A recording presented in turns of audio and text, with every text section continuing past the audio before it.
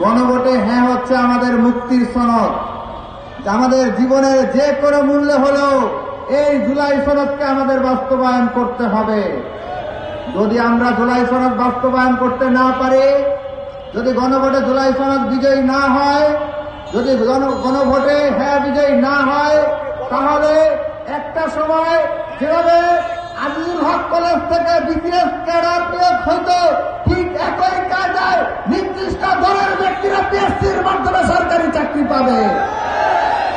জুলাই অভ্যুত্থানের ছাত্র সমাজ আবু সাঈদের উত্তরসূরিরা মেজার রাজ্যে এই ধরনের কোন ঠাই হতে দেবে না। সংগ্রামের সাথী বন্ধুগণ, আমরা দেখতে পাচ্ছি কেউ কেউ একদিকে মুখে গণভোটে হ্যাঁর কথা বলছেন, অন্যদিকে তৃণমূলে নায়ের পক্ষে গণ ক্যাম্পেইন চালু করছেন। এটাই প্রমাণ করে আপনারা দুদককে পকেটে পুরতে চান। দুদককে পকেটে পুরলে কি করা যাবে? দুদককে পকেটে পুরলে 5 বার বিশ্ব চ্যাম্পিয়ন হয়েছিলেন, সেটি ঢেকে রাখা যাবে।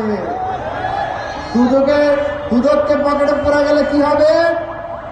খাম্বার নামে যে দুর্নীতি করেছিলেন, সেই দুর্নীতি বন্ধ হয়ে যাবে।